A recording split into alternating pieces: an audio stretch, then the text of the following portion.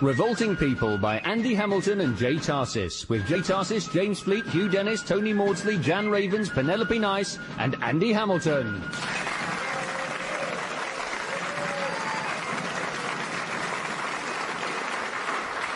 Good afternoon, ladies and gentlemen. My name is Julian, and I am your tour guide. Welcome to what was rated Britain's top tourist attraction of 2004, the magnificent McGurk Palace, built by Lord Roy McGurk in 1778 when he returned from the American colonies, having made his fortune selling false identities to deserting soldiers. This is the main hall of McGurk Palace, dominated by that 40-foot-high painting of Lord McGurk himself, pictured astride his white stallion.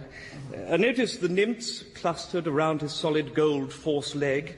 In 1780, of course, King George III asked, or rather begged, Lord McGurk to take on the role of Prime Minister, and as PM, Lord McGurk introduced many progressive reforms, such as his famous limb tax, where people were taxed according to how many arms and legs they possessed. Now, this is the main hall, which leads to the private chambers, where Lord McGurk used to spend much of his time with his 62 mistresses, until he died aged 112 from sexual exhaustion. If we move along... Excuse me, I'm sorry to interrupt, but is it true that Lord McGurk left America owing a large amount of money to a shopkeeper named Samuel Oliphant, who had lodged and fed McGurk for a long time when he was a sergeant? Moving along... It's just that I'm an Oliphant. I'm a descendant of Samuel Oliphant. Really, how very exciting for you. Now, moving along... I've been talking to my attorney, and he says that we Oliphants are entitled to make a claim from the McGurk estate. Is that right?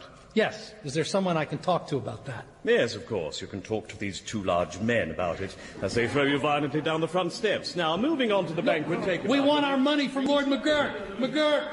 McGurk! McGurk! McGurk! Hey? Oh, I was having this lovely dream. Was I in it? Temporarily. What did you go and wake me up for? He woke you because I'm having my weekly meeting of radical free thinkers in the back room, and we can't hear ourselves radically free think because of the terrible noises coming through the wall. Well, most people snore. Not like you. It sounds like a dying bullock being sawn in half by a whistling madman. Oh, a terrible sound if you've ever heard it for real, miss. You mean you've witnessed a dying bullock being sawn in half by a whistling madman? Calcutta, 1763. Some whirling dervishes were having a stag night. Please don't start any of your lurid anecdotes, McGurk. I'm placing you on notice. If you disrupt our meeting again, I shall come out and personally set fire to your leg. What, again? Yes, again.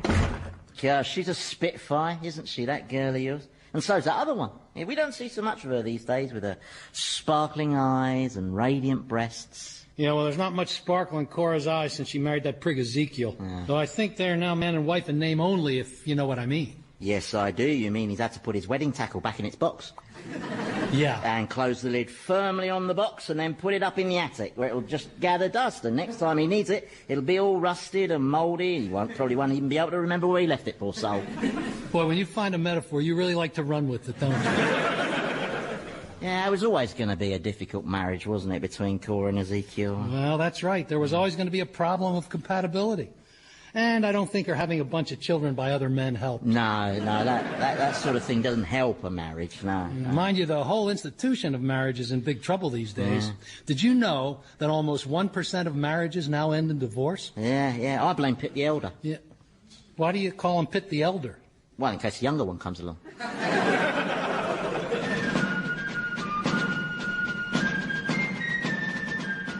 Cora!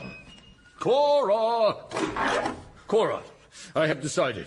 I must be bold as noble Achilles as he beheld the shores of dusty Ilium. You are my wife. You must subjugate yourself to your husband's will. Oh, all right, but make it quick. And try not to create any more laundry. I'm not referring to fleshy matters, although that would be a start. No, I am referring to your general aloofness and hauteur towards me. You shut yourself away in here, writing, always writing, page after page. What is it you are writing? Oh, just shopping lists, personal reminders, billy-doos. I'll put them away. Let me see what you're writing. But this is a manuscript. Oh, that? Yes, that's just a small novella. A novella? Novellas are the devil's sweetmeats. What is this novella about? Oh, it wouldn't interest a heavyweight manly mind like yours, husband. It's a woman's story. It's... I'm reading. What is that word there? Thighs. And that one? Moist. And that? Throbbing. What? Throbbing. Throbbing? Oh, look, give it to me, husband. It's just girlish nonsense. No, wait, I haven't finished yet. I am so disgusted. I can barely read on. What does that say? Thrusting frenzy. Oh, right.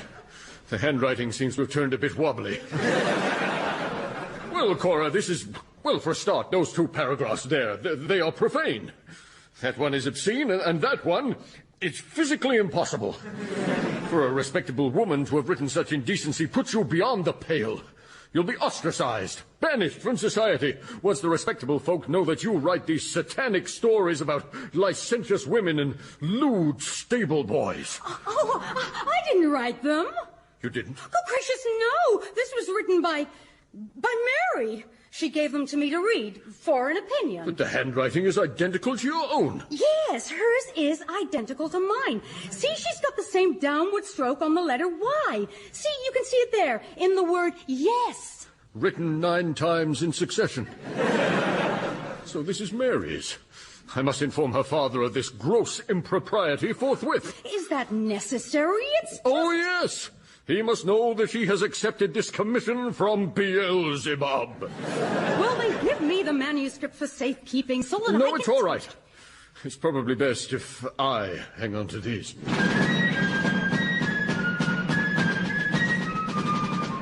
My trouble is, Roy, that every time my kids have problems with their relationships, well, somehow I feel like it's my fault. All right, what, on account of your own marriage being such a failure that your wife was driven into the arms of a woman with whom she now experiences an emotional and sexual fulfillment that you're incapable of giving her? In a nutshell, yeah. I don't know, I feel like I'm a failure. A total failure. A failure as a father. A failure as a provider. Failure as a man. Just feel free to jump in at any point here. I mean, maybe you want to reassure me. Tell me I'm not being too hard on myself. But you're not. You're a failure. Oh. You're a big flopperino, that's you. Oh, yeah, well, look at you. I mean, losing one arm, one leg, one eye, one ear, and one nostril. That's not exactly a success story, is it? Yeah, I've known failure, but it doesn't bother me because, as I always say, failure is just the foreplay that leads to the orgasm of success.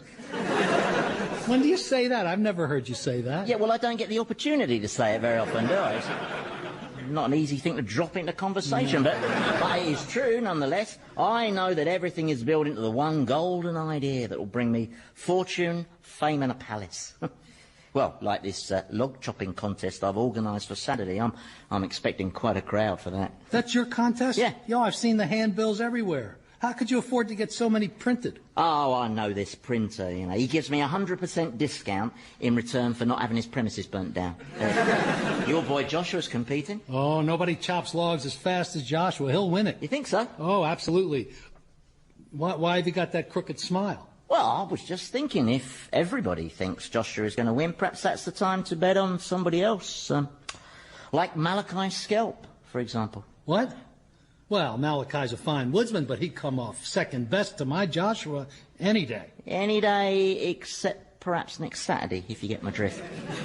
Oh, I see. You want to fix it. You'd be on the inside, Sam. You could make a fortune, too. I don't know. It can't fail. I got a bad feeling. It's foolproof. It involves Joshua. Well, all right, nearly foolproof. Halloo, hallay! Halloo, hallay? Oh, that's my new chopping cry. With every chop, I shout halloo, hallay, and the crowd in the town square, they loved it. They started shouting and joining in, halloo, hallay.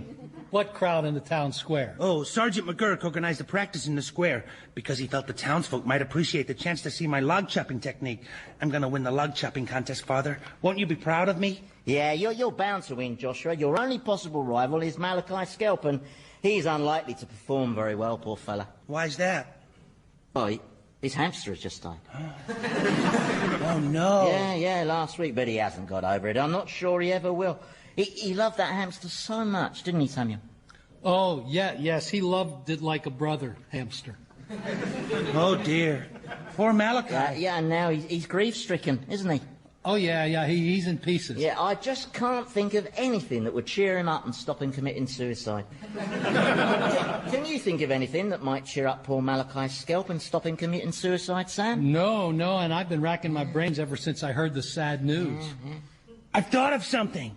What if I let Malachi win the log chopping contest? Unthinkable. Well, I don't mind. A dead hamster is more important than a log chopping contest. Do you know, I think that's the most profound thing I've ever heard. Yeah. Really? Golly, I never said profound stuff before. Yeah, it's got to be a secret, though. Malachi mustn't know you're letting him win. Yeah, and don't mention the hamster, son. It'd probably just set him off. I'm so proud of you. Really, Father? Yeah, you have a lovely nature that people can rely on. And when you can rely on that, that's because it's reliable. Was that profound? No. Down. Don't mention the hamster. I won't. Oh, dear. What? Well, it doesn't seem right exploiting Joshua's good nature like this. Doesn't it? Of course it doesn't. Although, I suppose God wouldn't have given Joshua such a lovely nature if he didn't want it to be taken advantage of. So, in a way, what we're doing is just celebrating the good Lord's largesse. I do so envy you, your religious faith. Yep, it's a comfort. Yeah. So, who else is competing in the log chopping? Oh, only one other, some old Norwegian woman. Here, Malachi's scalp is priced 150 to 1. 150 to 1? Ooh, I just went all goosey. What do you spend your obscenely huge winnings on? Oh, I'm going to buy Obadiah's, the huge grocery on the main square that's taking all my business. And then I'm going to offer that smug Obadiah Jones a job sweeping my floor. Yeah, with the broom sticking out of his ass. You all sound very jolly. Oh, we're just laughing at the thought of a man with a broom sticking out of his ass. Yeah. Right. Is that satire? Only in Millwall. So, how was your top-level military briefing, Captain? Were you able to make a valuable contribution? It was all about intelligence. Oh, right, well, never mind. Apparently, our spies are saying that there are French insurgents here trying to stir the colonists into rebellion. And apparently, the rebels have got a huge death cannon that they can fire inside 45 seconds. Ooh, that sounds alarming, sir. Yes. Although the General didn't seem to want to dwell on the details for some reason. Where's my darling Mary? Oh, well, she's in the back room holding one of her radical free thinkers meetings. Oh. You can go in if you want. No, it's all right. What? Well, it's just, at their last meeting I walked in and, well, I tried to join in and they started discussing philosophy and I felt out of my depth and Mary looked embarrassed and... Oh, don't be embarrassed by your ignorance, sir. I never have been. Yes, but at least you've attended the University of Life, McGurk. You've travelled. You've seen the great wonders of the world. Oh, greatly overrated, Captain. Once you've seen one wonder, you've seen them all. Oh, but I'd love to see the marvels of, say, the Sistine Chapel. No, you wouldn't. I wouldn't? Yeah, too arty. Sistine Chapel is too arty? Yeah, you know, fussy. I wasn't impressed. All right, then, what about the Leaning Tower of Pisa? Nah, too diagonal. The Colosseum? Too round. The Pyramids? Too pointy. The Taj Mahal? Too frilly. The Parthenon? Too Greek. Venice? Too watery. Jerusalem? Too wally. Mecca? Too whaley. So, in all your travels through the great countries and cities of the world, you've never seen anything that's impressed you? There's a nice beach at Lowestoft. And I haven't even seen that. And I haven't read any of the great books or... Oh, let's face it, I'm no intellectual. And I don't want to embarrass Mary. Oh, don't be ridiculous, Brimshaw. Just go on in there and just... No, it's all right, Sam. I don't want to interrupt them. They'll probably be discussing high-minded philosophical questions. Okay, now, here is the big question. Do we kill the redcoats in their sleep or ambush them in the woods? Both. Oh, right, I agree. No. I think we just need to step back for a second here. I mean, perhaps we should be a little more measured. Perhaps when we're doing our killing, we should discriminate between the bad redcoats and the good redcoats. The only good redcoat is a dead redcoat. Yeah. Hey, that has the makings of a great slogan. Write that down. No, but indiscriminate violence is not the only way for us to secure power, surely. Power comes from the barrel of a gun. Ooh, that's another one. Write that one down, too. We need to win the moral arguments as well about representation and taxation. Read my lips. No more taxes. And another one. You are on fire tonight. It's just, killing all redcoats seems... It's what must be done to escape the vicious cruelty of the brutal English tyrants. Excuse me, would anyone like tea and biscuits? No, thank you, Walter. Very kind. Are you sure? No, I'm making a pot anyway. No, really, we're just I'm a fine. coffee man. Thank How's you. your meeting coming along? Oh, Very well. super. Very good. Yeah, Thanks. Yep. What are you discussing? Adam Smith's Wealth of Nations. Oh, yes. What's that about? It's the economy, stupid. And another one. Write it down. Do you know you have a real gift? You know that? Bye, then. Bye. Oh, before I forget, apparently there are some French insurgents in the area promoting insurrection and rebellion amongst the colonists. So, keep an eye out for them, won't you? Of course. You bet. Absolutely. Mais oui.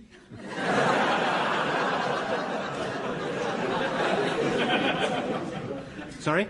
Maybe take you up on the offer of the tea and biscuits. Oh, right, of course, no problem. You're new, aren't you? I am from South Carolina, just passing through. But your voice is... I have a cold. All right.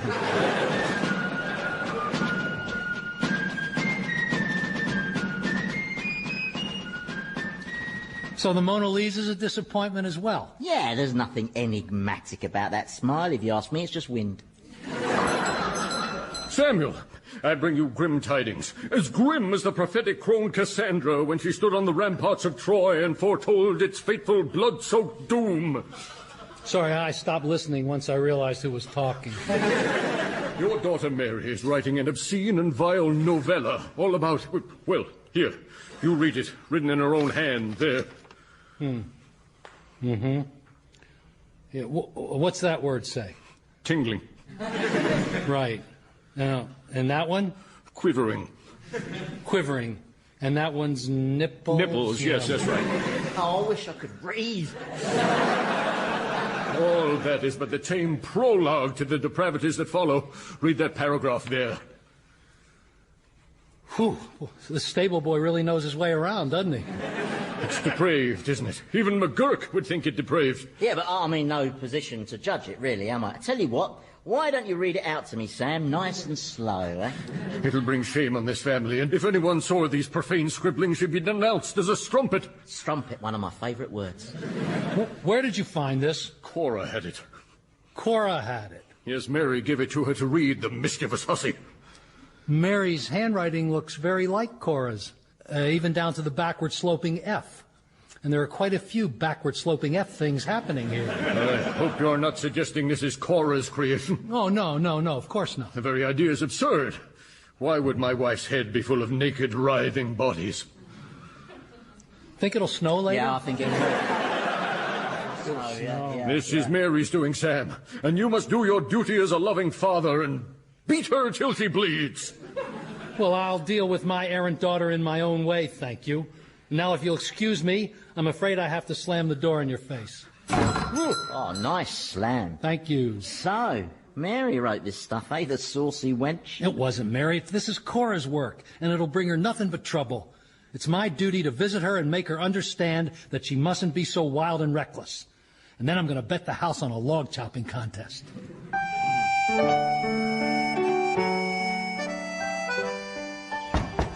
Cora, it's me, your father. Ah, Samuel. Greetings. Don't talk. I haven't walked all these miles to listen to your windbaggery. Where's Cora? Down by the stream, thrashing the laundry dry against the rocks. She's been doing that for several hours now. Right. Captain Grimshaw, didn't see you. What are you doing here? I'm paying Ezekiel to teach me in the works of intellectuals and philosophers, so I can spar more comfortably with Mary and her friends. I see. So far, we've done the philosophical theories of Aristotle, Plato, and Humphrey Butterwick. Humphrey Butterwick? The philosopher who will stand the test of time. Yes, and now we're on to more modern philosophers like Descartes. It's really interesting, Sam. He argues that everything is dictated by consciousness, that nothing is real unless it is perceived. Isn't that interesting? Riveting. Cora's by the stream, you say? Indeed. Or at least we perceive her as being by the stream. But if we weren't here, would she still be by the stream? It's an intriguing philosophical question, isn't it? Yeah, and I'll leave you with another. If a monkey learns to dance, does it stop being a monkey? Ta-ta. I don't understand that. Did you understand that? I understood. Ta-ta.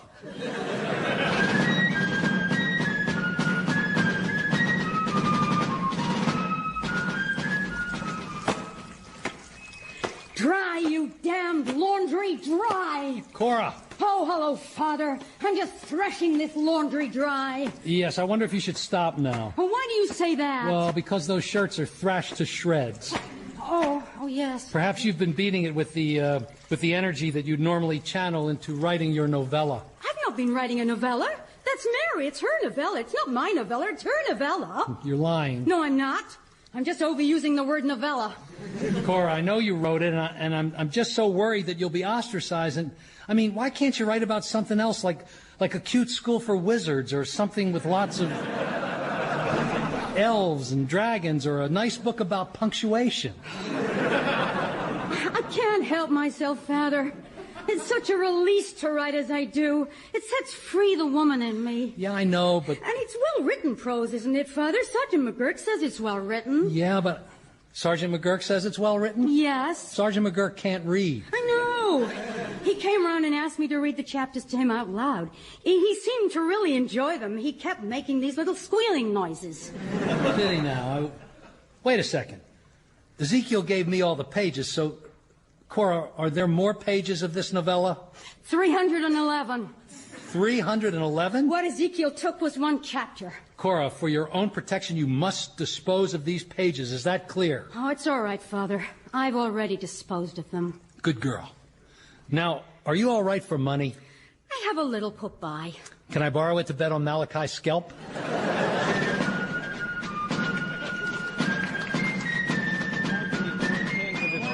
The cynics. All right, then. Clearly we're agreed that the big philosophical question is whether it is morally acceptable to tar and feather. No, you can't tar people and then not do the feathers. That way anarchy lies. Anarchy? Yeah, and anarchy is the banana in the fruit salad of failure. The slogans just aren't coming today, I don't know. I wonder if we could perhaps move on to loftier subjects. Oui, such as America's right for self-determination and liberty. Liberty! Give me liberty or give me chocolates. You see, I've lost it. It's no good. Hello there. Do you mind if I join in your discussion? Oh, Walter, What's today's topic? Politics. Ah, yes. Was it Aristotle who said man is by nature a political animal? Do you know, I think it was. And of course, it was the Aristotelian social model that was to so influence the philosophical prognostications of Plato, Thomas Paine, and the timeless Humphrey Butterwick. Well, what do you know? Someone taught the monkey to dance. Oh, now I get it. Walter. Yes, my sweet? What are you doing? I'm being intellectual so that I'll be less of an embarrassment to you. You're doing this to be less of an embarrassment to me. Yes. I like you just the way you are. Really? Yes. But I mean, you like big ideas and intellectual acuteness. Yes, but not in my men. I like my men basic. And they don't come more basic than you. Oh, right. Oh, well, I'll just get the tea and biscuits then, shall I? Correct. Right. Won't be a mo. And he is a British officer. Yes. Yeah. I think you will win this war.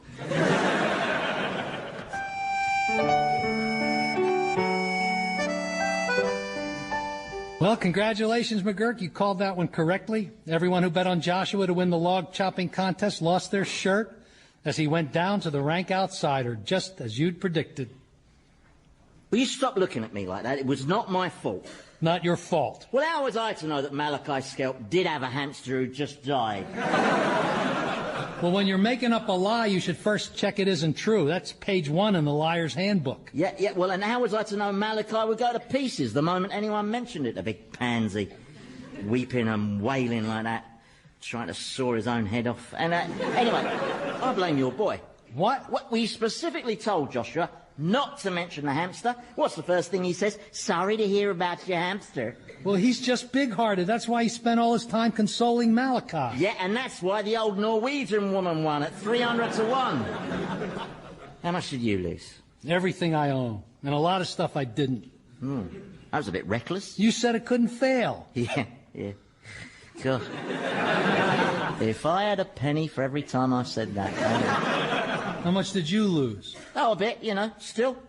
Hey-ho. Seem very relaxed about it. Well, you know me, Sam. I'm not a money-minded person. All right. Oh. Disgrace! Disgrace is engulfing this family. Mary's vile novella is in the shops. Townsfolk are buying it in droves. She's published it under a nom de plume, of course. Officially, the author's name is Gercom Roy. But I don't know where she got that from. Gercom Roy, yeah. Where did she get that from? And how did the saucy minx get it published so quickly in under a week? Well, I don't know. Someone must have known a printer with premises that hadn't burnt down yet. Well, this outrage cannot be allowed to stand. I shall inform the town elders that the author of this filth is a woman, and they will act to protect public decency by banning the sale of this book forever. I wouldn't do that if I was you. That's a shiny bayonet. Yeah. Let's hope I don't get any nasty, sticky blood over it. No, that would be a shame. Art. Problem? No. Blade's a little cold against my throat like that. So, Ezekiel, what are you going to say about the authorship of this book? What book? You know what happens now, don't you? You slam the door in my face. Right. No, please let me.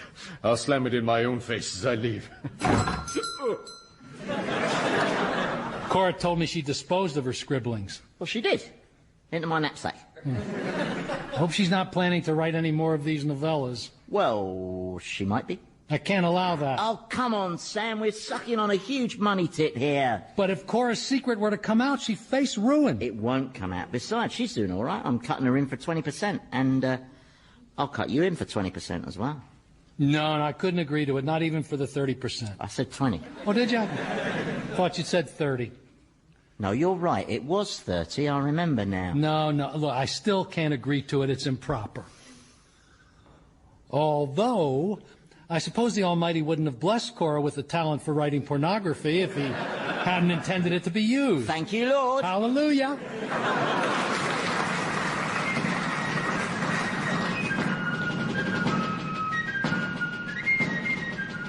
Revolting People featured Jay Tarsis as Samuel, Andy Hamilton as Sergeant McGurk, Jan Ravens as Mary, and James Fleet as Captain Brimshaw.